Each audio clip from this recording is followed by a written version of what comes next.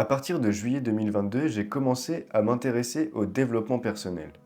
Je voulais devenir la meilleure version de moi-même avant de rentrer en prépa.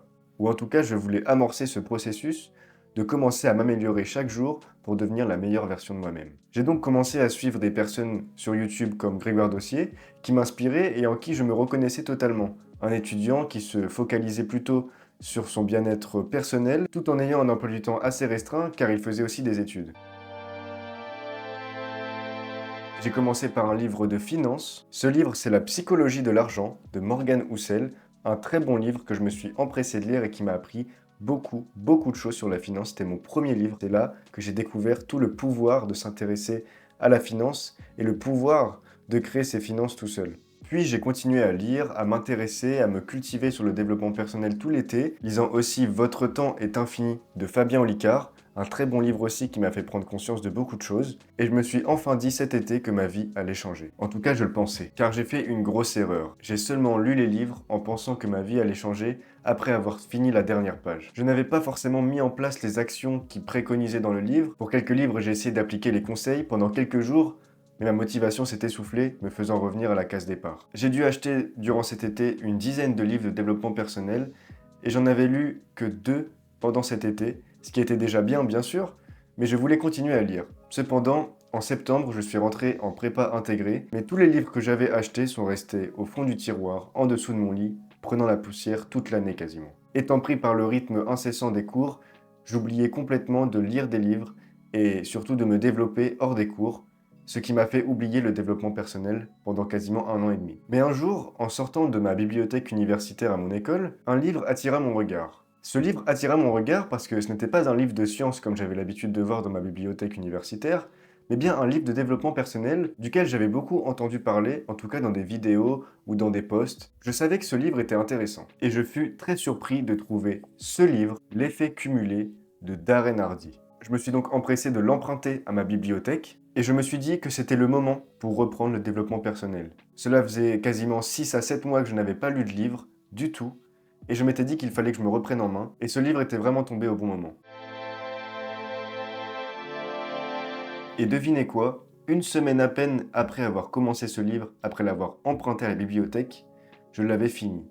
J'avais lu 250 pages en moins d'une semaine. Ce livre a littéralement bouleversé ma vision de la vie et surtout ma vision des actions à faire pour me donner l'opportunité de changer concrètement. C'est vraiment la première fois où j'ai eu un électrochoc en lisant un livre, où mes émotions étaient complètement bouleversées, où je me reconnaissais dans chaque phrase. Donc après l'avoir rendu à ma bibliothèque, parce qu'il faut bien rendre les livres quand on les emprunte, je me suis dit que ça serait bien que j'achète un exemplaire à moi, en tout cas pour que j'ai ce livre avec moi pour toujours, tellement il m'avait impacté. Je voulais vraiment appliquer les conseils qui préconisaient dans ce livre et commencer à passer à l'action dès que je le recevrais. Pour autant, là encore, la difficulté m'est tombée dessus et comme j'étais encore en prépa, en première année, j'ai encore une fois arrêté de lire et je ne suis pas passé à l'action, oubliant même ce livre dans mon tiroir. Mais cette année, je suis en deuxième année de prépa intégrée et je me suis dit que cette année, ça y est, je devais vraiment me prendre en main et commencer vraiment à passer à l'action pour créer la vie que j'attendais et surtout la vie dans laquelle j'avais envie d'avancer.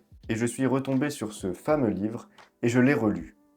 Je l'ai relu au mois de janvier dernier, pendant ma semaine d'intersemestre, et là encore, tout me fit un électrochoc pour la deuxième fois. J'avais tellement oublié ce que m'avait apporté ce livre pendant quasiment 1 an, que c'est comme si je le redécouvrais une deuxième fois. Et je me suis enfin décidé à passer à l'action. Je me suis enfin décidé à passer à une lecture active de ce livre et à me dire que aujourd'hui serait le moment où je passerai à l'action et le moment où j'écouterai les conseils de ce livre, qui est vraiment un plan d'action et non pas un plan d'idée, un plan d'action à mettre en place pour changer réellement sa vie. J'ai commencé à prendre en note les actions de ce livre qu'on préconisait de faire. J'ai commencé à noter tout ce qui me paraissait important pour moi, tout ce qui m'impactait, et j'ai continué à faire ça pendant toute ma lecture du livre. Et j'ai donc décidé d'en faire profiter le maximum de personnes. Je t'ai prévu donc un petit bonus pour toi à la fin de la vidéo, qui te sera sans doute très utile et même très important si tu veux vraiment passer à l'action et si tu veux vraiment changer ta vie à partir d'aujourd'hui.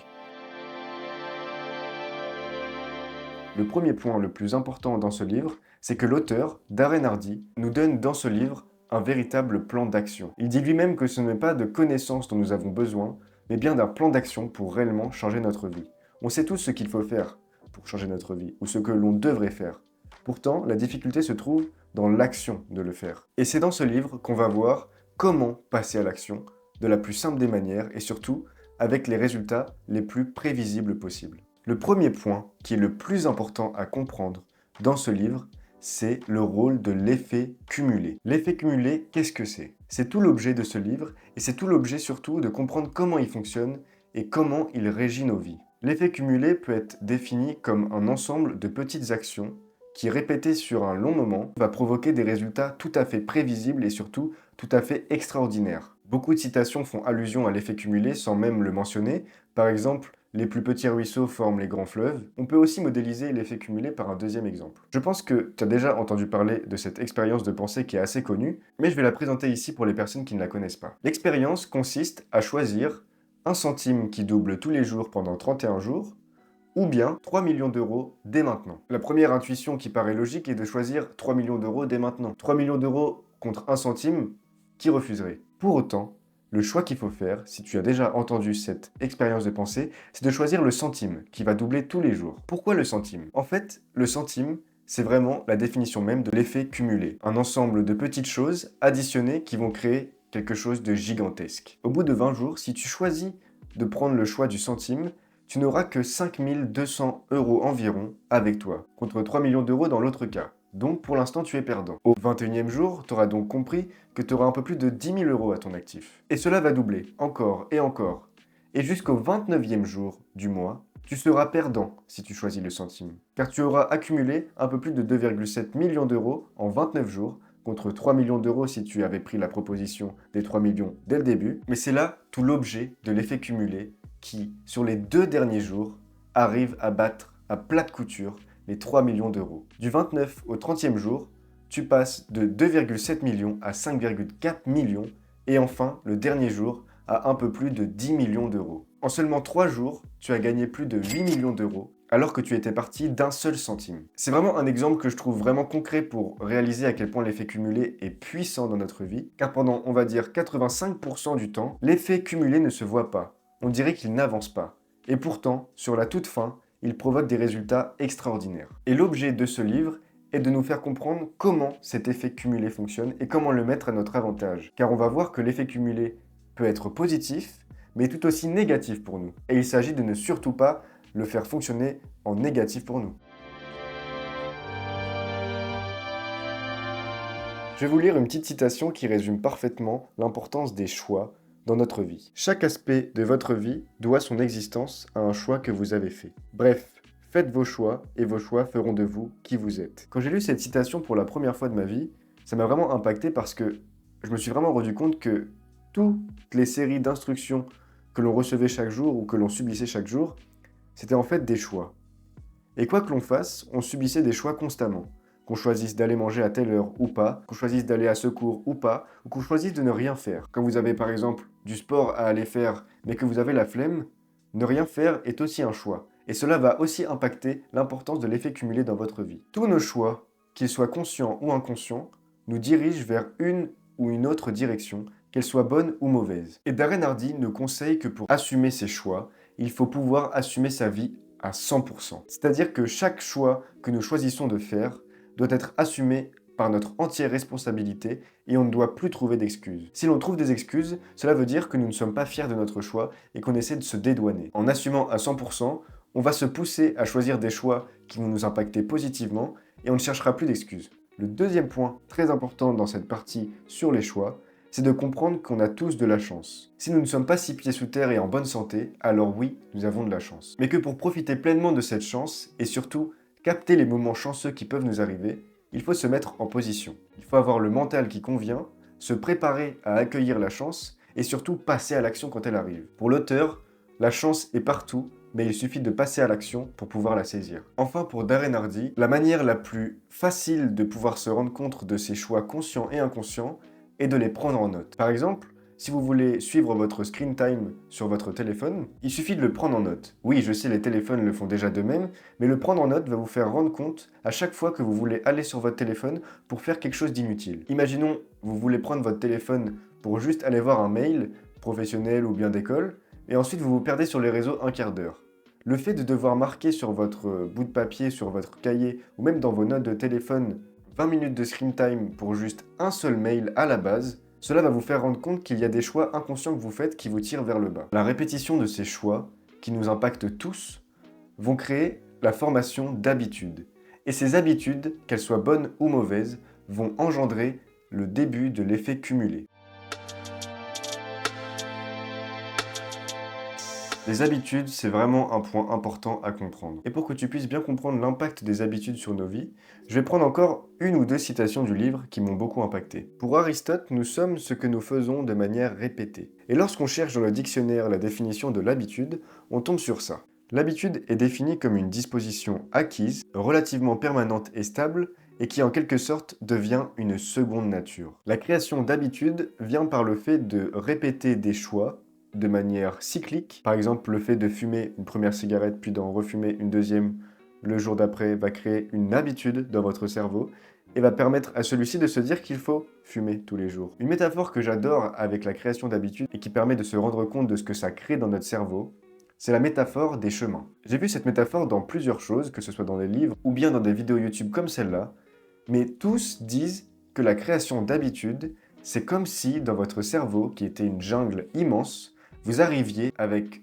juste une machette et vos chaussures, et que vous commenciez à débroussailler la jungle, coupant les feuilles, les branchages qui vous gênent, et en avançant de plus en plus dans cette jungle. Ça, c'est dû au premier choix. Une fois que vous faites votre premier choix, vous faites un débroussaillage un peu de la jungle de votre cerveau, créant le premier petit chemin. Et lorsque vous allez répéter ce choix de manière durable, de manière cyclique, vous allez repasser par ce chemin. Vous n'allez pas de nouveau créer un autre chemin dans la jungle qui était très épuisant à faire. Vous allez repasser par ce chemin, puis repasser, puis repasser, puis repasser, et vous allez créer une véritable route dans votre cerveau qui va permettre de faire ce choix de plus en plus vite et surtout d'une manière de plus en plus inconsciente. Et c'est là où l'habitude devient dangereuse si c'est une mauvaise habitude ou bien incroyable si c'est une bonne habitude. Et pour Darren Hardy, le point important pour provoquer de bonnes habitudes, ou en tout cas pour se rendre compte de ces habitudes, c'est de fixer son pourquoi. Son pourquoi, c'est quelque chose qui va te permettre d'avancer dans la vie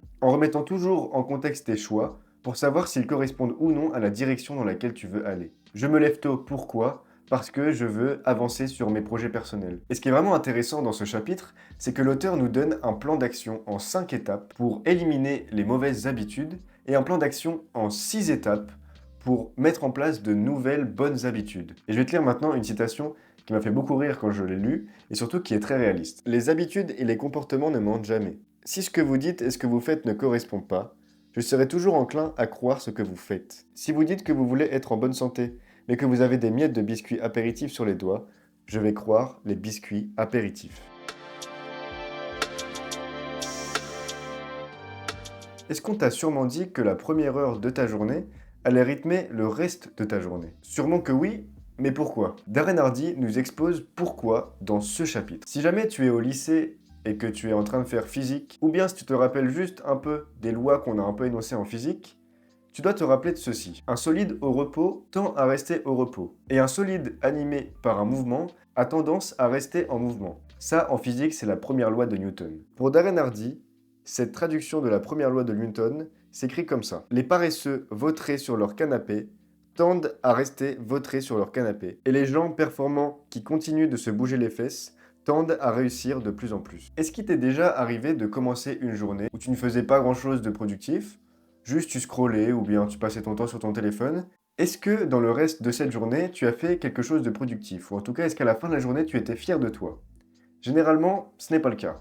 Par contre, quand tu commences dès le matin à faire quelque chose qui t'intéresse, quelque chose qui te permet d'être productif, par exemple faire du sport ou commencer à travailler sur tes devoirs, ou bien juste faire du ménage, le reste de la journée a tendance à être beaucoup plus productif. Et en tout cas, à la fin de la journée, tu as tendance à être plus fier de toi.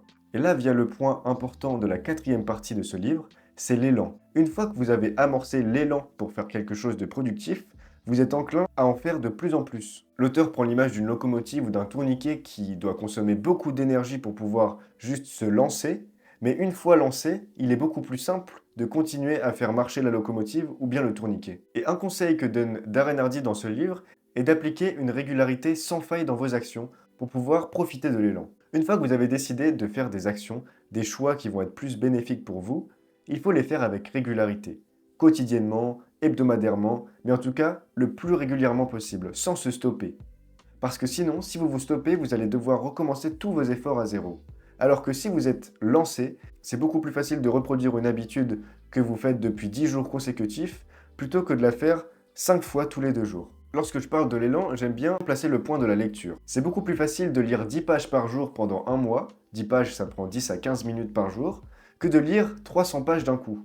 Et ça, c'est grâce à l'élan que vous pouvez faire ça. Le résultat est le même, mais pour autant, le cheminement que vous avez dû effectuer pour arriver à ce résultat n'est pas du tout le même. Dans le premier cas, vous vous infligez une discipline et une régularité qui vous permettra d'instaurer de nouvelles habitudes sur le long terme, tandis que dans le deuxième cas, vous êtes juste enclin à faire des événements un peu exceptionnels dans lesquels vous serez content une journée, mais 29 jours sur 30, vous serez dépité. Le cinquième point qui est très important dans ce livre et qui m'a fait réaliser beaucoup de choses sur mon entourage, sur mon environnement, etc., ce sont les influences. L'auteur souligne l'impact des influences sur notre avancée. Pour l'auteur, nous sommes ce que nous consommons. C'est-à-dire que si nous consommons des médias anxiogènes qui nous balancent des informations toute la journée sur une potentielle troisième guerre mondiale, alors oui, nous serons anxieux et nous serons peureux de ce qui peut nous arriver et nous prendrons que les choix les plus prudents par peur d'arriver à une situation catastrophique. Par contre, si on décide de faire abstraction des médias et de se cultiver autrement, d'écouter de la musique, de lire, ou bien juste de prendre les informations qui nous intéressent, alors là, tout va changer. Les apports que nous allons donner à notre cerveau vont être différents, ce ne seront plus des informations négatives, mais bien positives, ou bien juste neutres, qui vont nous permettre de voir le monde différemment. Le deuxième point important en ce qui concerne les influences, ce sont les relations que nous avons avec les autres. Il y a beaucoup d'études qui ont montré qu'on ressemble la plupart du temps aux 5 personnes qui nous entourent. En tout cas, avec les 5 personnes avec qui on passe le plus de temps. Un conseil, regarde autour de toi, regarde les 5 personnes avec qui tu passes le plus de temps et demande-toi si tu veux leur ressembler. En tout cas, si tu veux avoir la même vie qu'eux. Si les 5 personnes que tu côtoies sont en accord avec tes objectifs, parfait, c'est super. Mais par contre, s'il y a des personnes qui t'entravent ou que tu trouves que leur vie ne t'apporte rien ou alors t'apporte des problèmes, là, il faut remettre en question ces relations. Alors bien sûr, c'est plus facile à dire qu'à faire, parce que la plupart du temps, nous passons beaucoup de temps avec notre famille ou bien avec nos amis proches, et quand cela fait beaucoup de temps que l'on les côtoie, on a l'impression qu'il n'y a pas de défaut. Mais il faut réussir à faire cette introspection pour pouvoir voir où est-ce que l'on veut se diriger et dans quoi on se dirige si on continue avec ces personnes. Et enfin, le dernier point qui me semble important pour moi et qui est aussi très important dans le livre, c'est le point qui peut faire toute la différence. Ce point, c'est l'accélération. Pour Darren Hardy, l'accélération est cette petite chose qui va vous permettre de vous projeter encore plus vers l'avant, de vous projeter encore plus vers la réussite. Si vous appliquez d'ores et déjà les plans d'action que je vais vous donner juste après cette partie dans la fin de la vidéo, vous devriez déjà commencer à mettre en place de bonnes habitudes et à changer votre vie. Par contre, si vous décidez d'en faire un tout petit peu plus à chaque fois, par exemple si vous allez au sport et au lieu de 12 répétitions, vous en faites 13, 14 ou 15, alors ces 3 répétitions supplémentaires vont vous faire progresser de façon exponentielle. Pour le coup, ces 3 petits efforts de plus, qui seront dans la difficulté, vont vous faire progresser beaucoup plus vite que si vous vous restiez à 12 répétitions par exercice. Ce point est donc pas obligatoire, mais il peut faire toute la différence quand vous avez atteint un niveau déjà assez convaincant et que vous voulez vraiment faire la différence par rapport aux autres. Si vous voulez être vraiment le meilleur, alors il faudra faire plus que les autres. N'oubliez pas que l'effet cumulé est l'ensemble des petites actions que l'on va additionner dans le temps, assez longtemps pour que les résultats soient extraordinaires.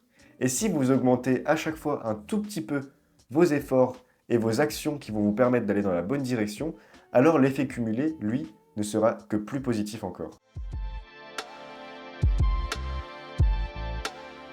Et finalement, pour Darren Hardy, l'auteur de ce livre, toutes ces connaissances et tout ce qu'il donne dans ce livre ne servent à rien si on ne les applique pas, si on ne passe pas à l'action. On peut avoir toutes les connaissances du monde, savoir ce qu'il faut faire, mais l'important n'est pas de savoir ce qu'il faut faire, mais de le faire. Et Darren Hardy nous propose un petit moyen pour nous motiver à passer à l'action à la fin du livre. Il nous propose de revenir sur nos 5 dernières années passées dans notre vie. Et il nous demande si, il y a 5 ans, on se voyait là où on est actuellement. Si oui, tant mieux, ça veut dire qu'on avance dans la bonne direction. Mais la plupart du temps, il y a toujours des différences entre ce que l'on espérait de notre vie et la situation dans laquelle on est 5 ans plus tard. Et c'est vraiment à la fin du livre où je me suis rendu compte que le temps passait vite et que si je décidais de perdre mon temps à faire des choix inutiles ou à prendre des mauvaises habitudes, j'allais passer à côté de ma vie. Et c'est en lisant ces passages que je me suis dit que moi, dans 5 ans, je ne voulais pas être au même endroit, je ne voulais pas être dans la même situation et au même stade de ma vie, avec juste un diplôme en plus.